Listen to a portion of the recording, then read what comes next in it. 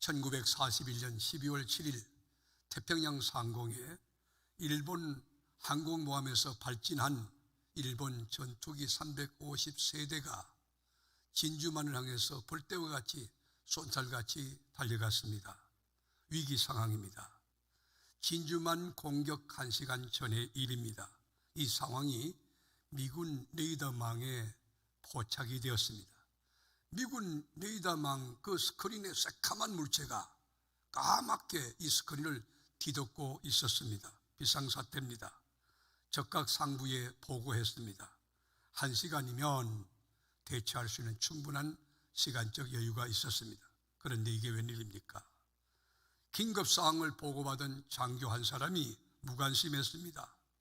레이더 스크린에 잡힌 그 새카만 물체는 적기가 아니라 바로 아군, 우리의 비행기다라고 추측을 하면서 그걸 무시했습니다. 저 물체는 아군 비행기라고, 염려하지 말라고, 괜찮다고. 왜입니까? 이 장교는 오늘 저녁에 있을 축하 파티, 이 파티 연회장에서 즐겁게 즐길 그 생각을 가지고 엄중한 사항을 무관심으로 처리한 것입니다. 그런데 1시간 뒤에 이 비극이 현실화되었습니다. 대책 없는 무관심한 장교 한 사람 까닭에 엄청난 비극이 현장에서 벌어진 것입니다. 눈 깜빡할 사이에 미 병사 3,000명이 전사했고 전투기 177대가 전부 파괴됐고 미 공군 기지가 초토화됐습니다. 진주만이 쑥대밭이 되었습니다. 왜입니까? 무관심한 한 장교 때문입니다. 그래서 모든 것의 출발점은 관심이다라는 말이 있습니다. 가정의 부부관계도 관심이 중요합니다. 눈을 뜨면 굿모닝 그리고 사랑합니다 하고 허그를 해주고 커피 한 잔 타면서 함께 손잡고 기도하고 건강은 어떠세요? 뭘 잡수시겠어요? 이 작은 관심이 관계를 발전시키고 사랑의 풍성한 열매를 맺고 행복한 가정을 경영할 수가 있는 것입니다. 부모와 자식 관계에도 관심이 중요하고 상사와 부하 직원 관계도 관심이 중요하고 목장 장님과 목장원 간에도 관심이 중요하고 담임 목사와 성도 여러분과의 관계도 관심이 중요합니다. 관심이 깊어질 때 친밀감이 형성되고 신뢰감과 행복감의 총화가 높아질 수 있다는 것입니다. 요즘 산천산하에 보면 꽃들이 만발합니다. 그런데 조금만 관심을 가져보면 장미꽃이나 사랑초나 유채꽃이나 철쭉꽃이나 조팝나무 등등이 소리를 칩니다. 집사님, 장로님, 권사님 기뻐하세요. 이 행복한 계절을 즐기세요. 신방 좀 하세요. 성경 좀 읽으세요. 여러분 관심만 기울이면 꽃들이 소리치는 그 소리를, 꽃들이 춤을 추는 그 모습을 볼 수 있을 것입니다. 그러므로 좀 템플톤은 우리 인간이 타인에게 줄 수 있는 가장 큰 선물이 뭐냐? 관심이다 라는 말을 했습니다. 관심을 갖는다는 것 귀한 일입니다. 만약 관심이 없다면 그 자체가 죄악이고 직무유기고 지옥 인생을 자초하는 그런 길이 될 것입니다. 저도 한평생 사모하고 또 사모하며 가슴에 품고 사는 관심 주제가 있습니다. 저는 이것 때문에 삽니다. 사역의 목적도 이것 때문에 하는 것입니다. 자나깨나 저의 주된 관심은 뭔지 아십니까? 하나님의 나라입니다. 어떻게 하면 내 심령 가운데 하나님 나라가 이루어지는 심령 천국을 경험하고 살 수 있을까? 어떻게 하면 우리 가정이 가정 천국을 이룰 수 있을까? 어떻게 하면 세계로 교회가 슬픔이 없고 좋은 것은 더 기쁘고 행복한 이 교회 천국을 이루는 진리에 합당한 공동체가 될 수 있을까? 저의 고민은 하나님의 나라에 있습니다. 여러분 하나님 나라가 어디 있습니까? 여기 있다 저기 있다 장소 개념이 아니고 너희 안에 있느니라. 여러분 마음속에 천국이 가능하며 여러분 가정에 천국이 가능하며 여러분 가정, 여러분 일터와 우리가 섬기는 세계로 공동체가 하나님의 나라 킹덤 오브 갓이라고 하는 이 천국이 이루어질 수 있다고 하는 것입니다. 하나님의 나라는 지위가 높고 낮음에 있지 않아요. 하나님의 나라는 물질이 있고 없고가 아니고 하나님의 명성, 장소 개념, 시간 개념이 아니고 하나님의 나라는 의와 평강과 희락이라 그랬어요. 가난하기 거지없는데 너무 행복한 거, 자존감이 높은 거, 중요감 있는 거, 이거 비밀이지요. 그리스도가 주는 절대적인 세상이 알 수 없고 빼앗을 수 없는 그 행복감, 이 하나님의 나라가 바로 의와 평강과 희락이라고 하는, 오늘 본문에도 스파트라이트를 받고 있는 주인공 고넬료, 그 사람의 관심이 어디 있습니까? 바실레야라고 하는 하나님의 나라에 두었습니다. 그의 삶의 초점도 하나님 나라고, 삶의 목적도 하나님 나라고, 삶의 주제도 하나님의 나라이었습니다. 그래서 헬라인이고 분석적인 의학도인 누가가 누구를 지금 강조하고 있습니까? 이방인 고넬료에게 초점을 맞추고 그를 강조하고 있는 것. 1절 한번 다 같이 읽어보실까요? 가이사라의 고넬료라는 사람이 있으니 이달리아 부대라 하는 군대의 백부장이라. 여기 보면 두 포인트가 있어요. 하나는 지역명 가이사라이고 또 하나는 고넬료라고 하는 인물입니다. 유대인의 관점에서 보면 이건 충격이고 코페르니쿠스적인 대전환이고 변화입니다.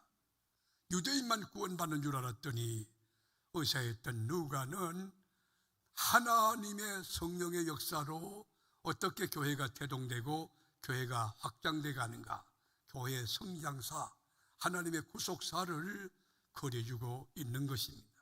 고넬료가 지금 어디에 있습니까? 가이사라에 있습니다.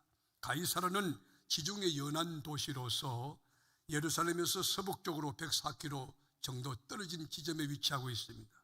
로마의 심장부입니다. 왜냐하면 거기는 총독 간주가 있기 때문에 총독을 지키기 위하여, 보호하기 위하여 특수훈련받은 태권도 구단짜리, 유단자들이 꽉 찬 여러분 직할부대, 거기에 소속된 사람이 바로 고넬료라고 하는 오늘 본문의 주인공입니다. 성경은 고넬료를 주목하고 있습니다. 성경은 고넬료를 극찬하고 있습니다.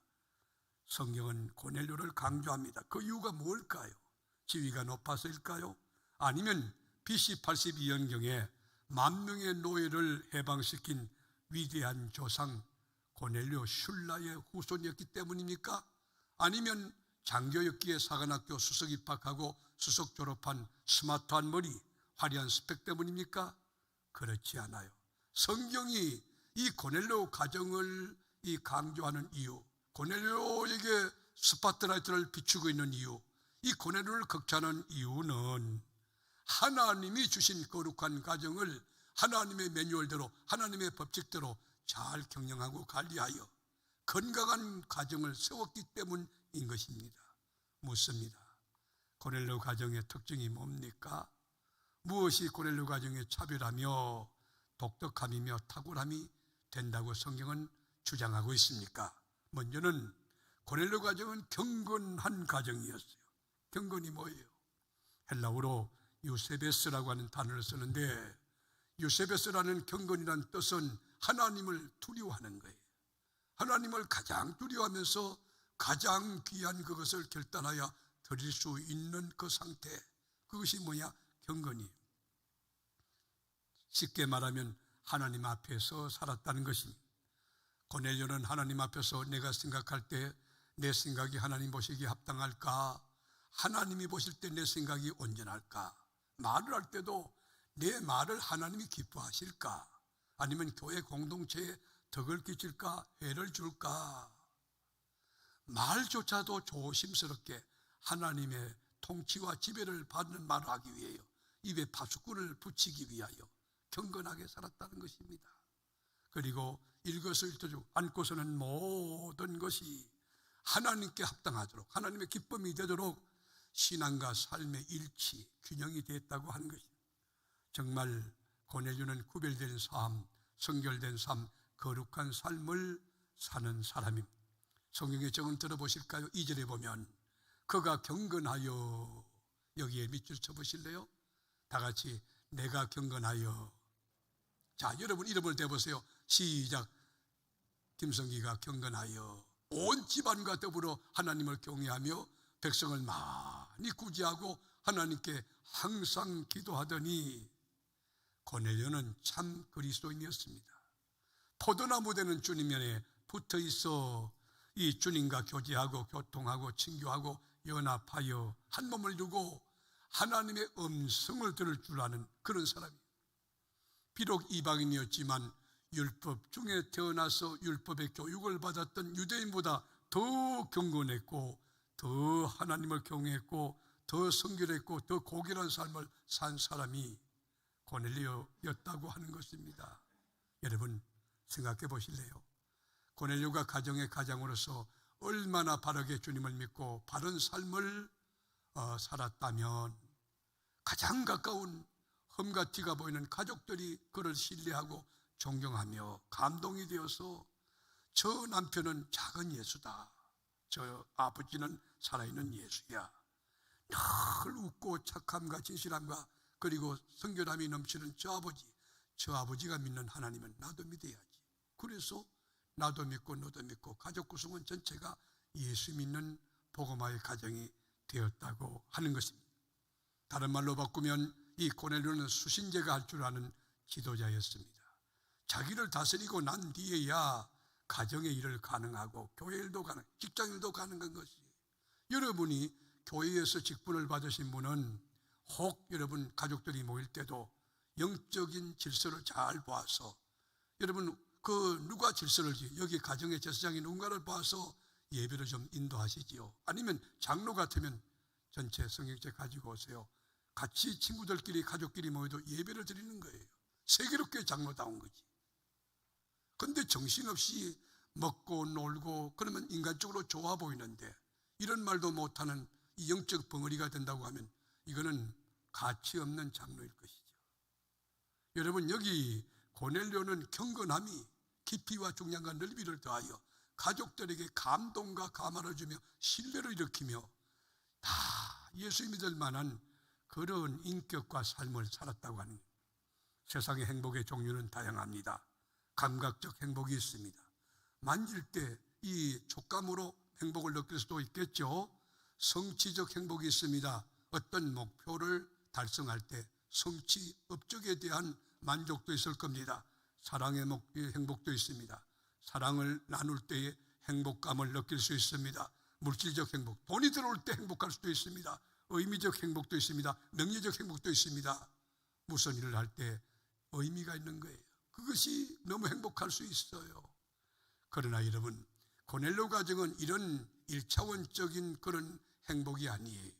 하나님이 주신 세상이 줄 수 없는 절대적인 초월적인 그런 행복이 그의 영혼을 뒤흔들었고 그 심령 가운데 가득 차게 됐다는 거예요. 고넬료 가정은 행복의 종합지수가 굉장히 높은 가정입니다. 균형 잡힌 행복이 있는 것입니다. 세상이 줄 수 없는 어떤 상황 가운데서 흔들리지 않는 절대적인 아주 고결한 초월적인 행복이 그 가정에 가득 찬 것입니다. 가정적인 남편으로서 얼마나 따뜻한지, 남편이 존경스러운 거예요. 남편이 너무 사랑스러운 거예요. 그래서 그가 믿는 예수 나도 믿겠다, 그렇게 한 것입니다. 그래서 바울 사도는 디모데 전서 5장 8절에 우리에게 이렇게 경고합니다. 누구든지 자기 친족 특히 자기 가족을 돌보지 아니하면 믿음을 배반한 자요 불신자보다 더 악한 자니라. 고넬료는 하나님과 수직관계도 바로 맺었지만 사람과의 수평관계도 넉넉함으로 양보하고 배려하고 칭찬하고 그리고 섬겨줌으로써 모든 사람의 신뢰를 끌어내고 존경심을 받게 됐고, 그리고 그가 믿는 예수 같이 믿어 온 집안으로 더불어 하나님을 경외케 했다라고 성경이 증언하고 있습니다. 또 하나 고넬료 가정의 특징은 주파수를 주님께 맞추고 늘 깨어서 기도하는, 여러분 기도의 안테나가 늘 가동되는 그런 가정이었어요. 간구하고 기도하는 가정이었어요. 고넬료는 하나님의 영광을 위해서 간구하고 기도했어요. 고넬료는 가정의 복음화를 위해서 기도하고 간구했어요. 이 고넬료는 유대 동족을 비지배국이지만 불쌍한 민족을 위해서 기도했어요. 마음으로 기도하고 입술로 기도하고 영어로 기도하고 그리고 생활 자체가 전부 기도의 삶으로 항상 기도하더니 성경이 증언하고 있는 것이. 그런데 제9시 기도 시간, 우리나라로 우리 지금 현대 시간으로 말하면 오후 3시예요. 이 고넬료는 유대인이 아니기 때문에, 이방인이기 때문에 저는 생각한데 유대인의 간섭과 유대인의 습관을 쫓아 오전 9시, 정오 12시, 오후 3시 정시기도, 그 기도를 따라하지 않아 나는 추측이 가능한 것입니다. 고넬료 제9시 기도 시간에 여러분 환상이 열린 거요, 하늘문이 열린 거요. 여러분 환상이 뭡니까? 환상을 헬라어로 호라마티라는 단어를 쓰는데 영어로 말하면 비전이 비전. 그냥 정신의식은 멀쩡히 살아있는데 환상, 호라마티라고 하는 환상, 천사가 보인 거예요. 천사가 나타나서 고넬료야 부른 거예요. 오늘 이 산부 예배 때 저 졸고 있는 저분에게 얘야 부르시는 하나님의 음성이 들렸으면 좋겠어요. 고넬료가 기도하다가 환상이 열렸는데 고넬료야, 그때 이 고넬료가 깜짝 놀랐지 않겠어요?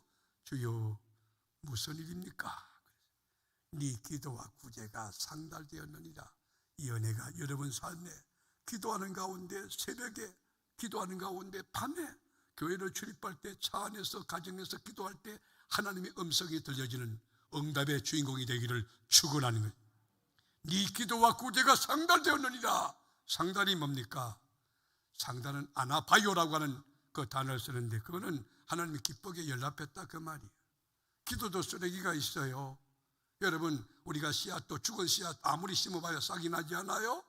여러분의 기도도 하나님께서 기뻐받는 허병하는 기도가 있고 쓰레기가 있어요.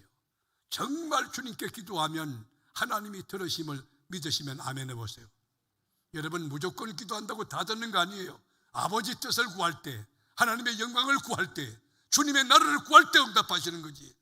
여러분들 공부 잘해서 자식도 잘해서 좋은 대학 나오고 그래서 좋은 데 취직하고 이 땅 위에서 그저 잘 되는 거, 그런 것은 한 육신적인 기도를 주님이 들으시겠어요? 그건 안 들어주셔야지. 그리고 그 아이가 지옥 간다. 여러분 부모가 잘못하는 거 아닙니까? 그 아이 영혼이 잘 되도록, 그 아이가 예수를 바로 믿도록, 하나님을 두려워할 수 있도록 그 가운데 주님의 역사로, 주님의 도우심으로, 주님의 은혜로 잘 되어가는 그런 은혜가 우리 주님께 구해야 될 기도 제목이 되는 줄로 믿습니다. 기도 외에 이런 이유가 나갈 수 없느니라 주님 말씀했어요. 고넬료는 기도로 하나님의 뜻을 쾌치하고, 그리고 기도로 자신과 세상과 그리고 마귀를 이길 수 있는 능력과 지혜를 구했고, 그리고 기도로 하나님이 주신 가정을 잘 경영하는 능력과 지혜를 가진 것입니다. 여러분 기도가 얼마나 중요한지 아십니까?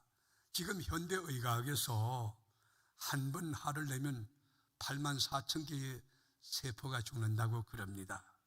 그러면 한 번 화를 내면 84,000개의 세포가 죽으면 그 세포가 죽은 공간에 콜라겐이라고 하는 물질이 들어가는데, 이 콜라겐이라는 물질이 간에 들어가면 간이 굳어지는 거예요. 뇌에 들어가면 머리가 굳어져서 기억력이 없어지는 거예요. 그리고 치매가 빨리 와, 노화가 촉진되는 거예요. 그러니까 빨리 넣고 싶으면 화를 자꾸 내면 좋아요. 아침에도 내고 점심에도 내고. 이 화를 한번 낼 때 84,000개의 세포가 죽어간다는 거예요. 그런데 반대로요, 기뻐할 때는 그 나오는 호르몬이 엔돌핀이 나오는데, 평안할 때 나오는 세로토닌이 있고, 만족할 때 나오는 콜레사이토킨이 있고, 그 다음에 잠잘 때 나오는 멜라토닌이 있고, 그 다음에 쾌감을 느낄 때 나오는 도파민이 있고, 사랑할 때 나오는 옥시토신이 있다는 거예요. 자, 이 여러 개, 6개 이상의 내가 호르몬을 소개했는데 이게 언제 제일 많이 나오는지 아세요? 운동할 때. 근데 여러분 운동할 때보다 더 많이 나올 때가 있어요. 그게 뭐냐? 기도 30분만 하면 8시간 운동한 것보다 훨씬 더 많은 엔돌핀이 막 쏟아졌어. 여러분, 그러니까 기도하면요, 하늘문만 열리는 게 아니에요. 기도하면 기도 응답만 받는 게 아니에요. 각양 좋은 은사만 내게 임하는 게 아니에요. 삶의 질도 높아지고 건강도 해지고 고넬료 가정처럼 행복이 꽃피는 모범적인 가정을 건설할 수 있는 능력도 임하는 것입니다. 사랑하는 교우 여러분, 밤에도 하나님의 전에 와서 기도하고, 낮에도 교회 와서 기도하고, 그리고 가정에서 기도하고, 일터에서 기도하고, 차중에서 기도하고, 사람과 대화할 때 기도하고, 사업하며 기도하고, 연구할 때 기도하고, 책 읽을 때 기도하고, 그리고 새벽에 나와 기도하는 여러분, 고넬료가 체험한 네 기도와 구대가 상달되었느니라. 주님의 음성을 듣는 응답의 주인공 다 될 수 있는 은혜가 있기를 축복하며, 마지막 고넬료 가정의 특징은 피지배국인 유대인들을 많이 긍휼히 여기며 구제하고 섬겨주고 베풀고 세워줬다는 것입니다. 정복국의 장교, 여러분, 우리가 일제강점기 때 일본 순사 얼마나 무서워요. 일본의 여러분 경찰 간부가 여러분 칼을 차고 말을 타고 이렇게 왔다 생각해 우리 집을 전립한다 얼마나 불안하겠어요. 그런데 로마의 초급장교 백부장은 이 사람요 엘리트입니다. 굉장한 사람이에요. 앞으로 황제가 될 가능성도 있는 사람이에요. 그런데 이 사람이 여러분 우리 가정에 와서 말에서 내려서 그 무릎을 꿇고 혹시 가정에 어려움이 없습니까? 관심을 피력한다면 그 감동 아니겠습니까? 고넬료 가정은 삶의 방향이 바로 잡힌 거예요. 어떻게 하면 도우며 살까? 이타적으로. 어떻게 하면 베풀며 살까? 어떻게 하면 섬기며 살까? 고넬료 가정은 구제하는 일, 섬기는 일, 거기에 초점을 맞추고 살았을 때 고넬료 가정의 수신제가는 치국 평천을 이룰 수 있는 지도자로서 넉넉한 덕목을 갖춘 그런 인격이 된 것입니다. 그러므로 야고보 선지는 우리에게 말하기를, 야고보서 2장 13절에 긍휼을 행하지 아니하는 자에게는 긍휼함이 없는 심판이 있으리라 경고했어요. 긍휼은 심판을 이기고 자랑하느니라. 여러분들이 모든 사람을 볼 때 긍휼히 여기는 것, 불쌍히 여기는 것 기본은.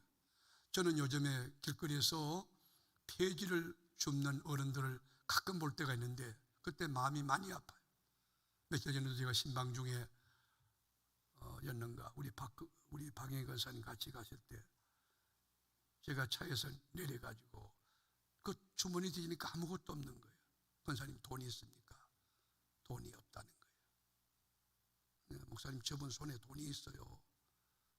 돈을 이제 폐지를 팔고 나온 이제 돈을 세고 있는 그런 가운데 전 보지 않고 이분에게 그저 음료수 값이라도 좀 드리면 어떻겠나 진실된 그런 마음으로 그랬는데, 여러분 우리가 긍휼한 마음 가지고 살아야 돼요. 여러분 아내가 남편을 볼 때 남편 그저 저 후대만 멀쩡하지 저 불쌍하지 긍휼히 여기는 마음이 있어야지. 그 밥을 해도 기도하면서 사랑하면서 여러분 그다 사랑을 팍팍 주면 MSG만 자꾸 넣지 말고, 그리고 어깨 두들겨주고 참 수고했어요 고마워요 그거 참 얼마나 귀합니까? 긍휼히 여기.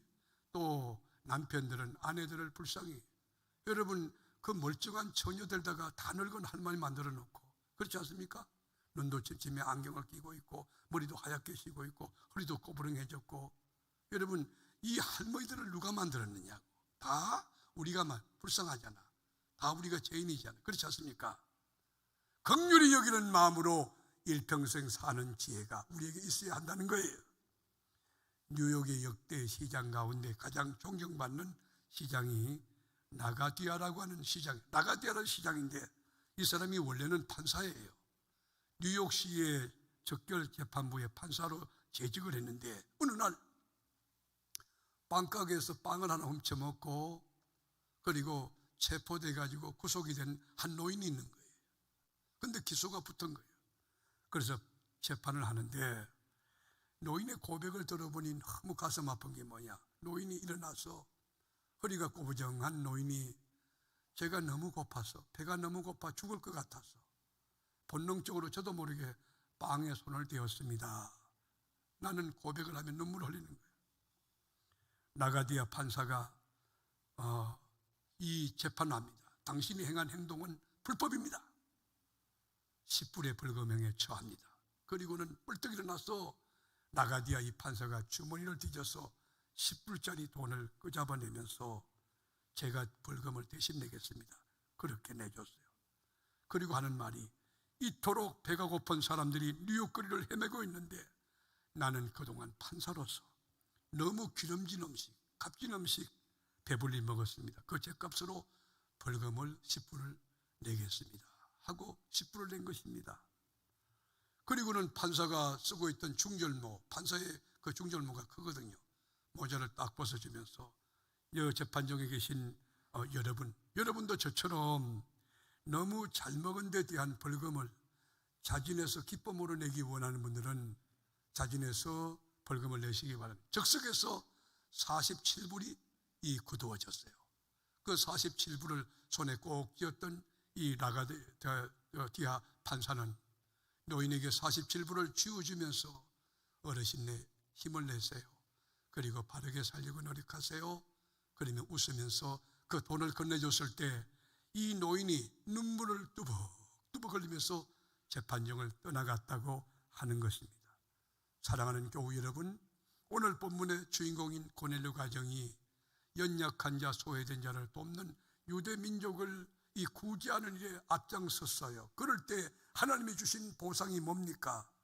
개인의 경건에서 마치지 않고 가정의 경건으로 확대되어서 가정의 복음화가 이루어졌는데 신앙의 명문가가 되었습니다.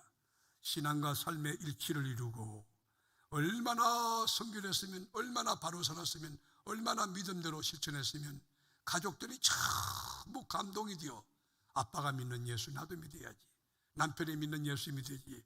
그래서 가정이 복음화 됐겠습니까? 가정의 복음화의 축복이 임했습니다. 신사의 나라 영국에서 총리를 2번 지낸 분이 있습니다. 벤저민 디즈레일이라는 분인데, 이 디즈레일 이분은요 결혼할 때 15살 나이가 더 많은 연상의 여인과 결혼했고, 그것도 미망이 나고 결혼했어요. 15살이나 많은 그 옛날에 여러분, 총리를 2번이나 지냈던 그 사람이 15살 연상의 여인, 미망인과 결혼한 것입니다. 그런데 원덤 루이스라고 하는 이 여인인데, 이 여인은요 뭐 특출한 게 하나도 없어요. 미모가 뛰어난 것도 아니고 인격이 훌륭한 것도 아니고, 그렇다고 학력이 대단한 거, 뭐 교양이 있는 것도 아니고 그래. 그런데 남편 디즈레일은 너무너무 사랑했다고, 이 여인을 죽고 못 살 만큼 아끼고 사랑했다고 합니다. 그 이유가 뭡니까? 디즈레일이 이 여인과 30년 동안 결혼 생활하는데 단 한 번도 짜증내거나 신경질 낸 적이 없다는 거예요. 늘 웃으면서 남편의 마음을 평안케 해줬고, 그리고 남편이 무슨 이야기하면 온몸이 기가 되어 경청해줬고, 무조건 신뢰하면서 잘했어요 격려해줬고, 그리고 입이 마르도록 칭찬해줬다. 총리실에서 퇴근해서 집에 오면 반갑게 맞아주면서 조용한 음악을 틀어놓고, 그리고 촛불을 키워놓고, 그려놓고 여보 수고했어요, 어서 오세요, 빵긋빵긋 웃는 거. 그래서 디즈레일은 이렇게 고백합니다. 내 생명보다 더 귀중한 존재, 그것이 내 아내입니다 라고 했다는 것이에요. 여러분, 외모가 뛰어나서 남편의 사랑받는 거 아닙니다. 학력이 여러분 고학력이라 그렇지 않아요. 정말 인격적으로 부드럽게 그리고 따뜻하게 웃으며 그 대해주고 격려해줄 때 남편의 마음이 안식을 얻고 평안 얻고 쉼을 얻고, 그리고 아내를 아끼고 더 사랑할 수 있는 것입니다. 고넬료 가정은 가정이 전부 복음화되어서 예수 천국을 이룬 그런 가정이 되고, 또 하나는 하늘 문이 열린 천군 천사가 파송되고 하늘의 계시가 임해지고 기도와 구제가 상달되는 축복의 패키지 가정이 된 것입니다. 환상적인 과정, 이상적인 가정이 되었다고 하는 것입니다. 이 은혜가 사무예배 참여한 교우 여러분의 가정에 임할 수 있기를 주님의 이름으로 축원합니다. 제가 몇 년 전에 TV에서 후먼 다큐멘터리 사랑이라는 주제에 아빠 안녕이라는 그 주제 같아요. 그게 투병 이야기를 본 적이 있는데, 그 스토리는 이렇습니다. 캐톨릭 수녀가 되기 위해 했던 아내에게 끈질기게 구애를 했던 한 남자가 결혼했는데, 그런데 불운하게도 대장암에 걸려서 여러분 장을 50% 잘라낸 겁니다. 여러분, 장을 50% 잘라냈다. 그런데 음식을 못 먹는데 조금 뒤에 보니까 암이 전이가 돼가지고 간에, 시장에, 십이지장에, 폐에 뭐 전체 손을 쓸 수 없는 만큼 이 뚜껑을 열어보니까 도저히 안 돼서 덮어놔버린 거예요. 이제 마지막이다 깨달았던 이 아내가 남편에게 눈물로 사랑을 고백합니다. 여보 미안해요. 당신이 이렇게 소중한 존재라는 걸 10년 전만 알았어도 함부로 무리하게 대하지 않았을 거예요. 당신이 아프고 난 뒤에 나는 당신의 소중함을 깨달았어요. 당신이 얼마나 귀한 사람이라는 것을 알았어요. 당신이 아무리 많이 아프더라도 딱 1년만이라도 더 살았으면 좋겠어요. 여러분, 이 말이 기가 막힌 말 아닙니까? 아파도 좋으니 딱 1년만이라도 더 살았으면 좋겠어요. 우리 남편이 너무 불쌍해요. 11살 때 엄마가 대장암으로 돌아가시고 아버지와 재혼한 새엄마 밑에서 갈등하며 방황하며 눈칫밥 먹고 얼마나 고생하며 청소년기를 우울하게 보냈는데 그 아픔과 그 슬픔을 우리 아이들이 대물림하게 되었으니 너무 가슴이 아픕니다 하는 그런 고백이었어요. 41살 때 젊은 나이로 세상을 떠나는 날이었습니다. 아내는 남편의 손을 꼭 잡고 이렇게 고백합니다. 여보 미안해요. 당신을 행복하게 해주지 못해서 너무 미안해요. 늘 짐만 져줘서 미안해요. 스트레스만 받게 해줘서 미안해요. 이렇게 그 가운데 세상을 떠나게 해서 너무너무 미안해요. 눈물을 흘렸어요. 마지막 임종 시간이 되었습니다. 남편을 흔들 때 간신히 눈을 반쯤 뜨는 척 하다가 또 눈을 감기 시작해요. 눈이 감기고 뜨고 뭐 그런 상황 가운데 아내와 아들, 딸들이 모두 죽어가는 이 아버지, 자기 그 남편의 손을 잡고 아빠 사랑해, 아빠 안녕, 아빠 고마워, 그 말을 들었는지 듣지 못했는지 이 사람은 눈가에 눈물이 맺히기 시작했습니다. 가족들의 사랑 고백을 들으며 편안한 상황 가운데 하나님 나라로 이사했다고 하는 것입니다. 여러분, 산다는 거 바로 이런 것입니다. 산다는 거 거창한 거 아닙니다. 인생은 짧습니다. 단회적 한 번입니다. 사랑해도 못할 이 세상을 왜 싸우며 미워하며 삽니까?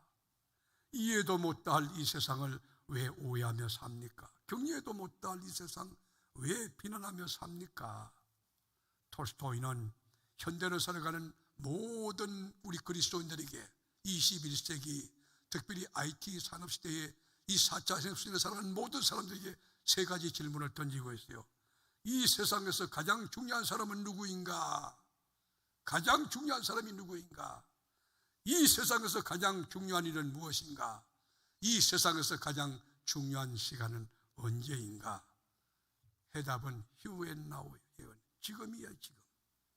지금 만나고 있는 그 사람, 내 아내가 가장 소중하고, 지금 만나고 있는 내 남편, 그 사람이 제일 소중하고, 지금 만나고 있는 우리 목장장님 제일 소중하고, 지금 만나고 있는 이 기관장, 지금 만나고 있는 우리 장로님, 지금 만나고 있는 여러분 담임 목사 가장 중요한 인물이고, 지금 예배하는 이 시간이 가장 중요하고, 지금 사역하는 그 일이 가장 중요한 것을 깨달으라는 뜻입니다. 하나님이 주신 소중한 가정 어떻게 경영하고 우리가 세워가야 할까요? 오늘 모델로 제시된 고넬로 가정처럼 가장이 제사장 역할을 바로 하고 하나님 앞에서 경건하게 수신제가해야 됩니다. 자기 자신이 영적으로 먼저 서서 여러분 주의를 성수하면서 하나님의 사람으로서의 그 기본과 원칙을 지켜갈 때 그것이 존경받는 그런 가장으로 설 수 있는 거예요. 그리고 늘 깨어서 기도하고 항상 기도하더니 영어로 기도하고 무시로 기도하고 입술로 기도하고 생활로 기도하고 안전하서나 주의 영광을 구하고 교회 위에 기도하고 여러분 담임 목사 목회에 응원을 위해 기도하고 전성도를 위해서 기도하고 그리고 연약한 자 소외된 계층을 향하여 여러분 작은 예수가 되어서 구제하고 베풀고 섬김의 전력을 다할 때에 여러분 가정이 하늘문이 열린 가정이 될 줄로 믿습니다.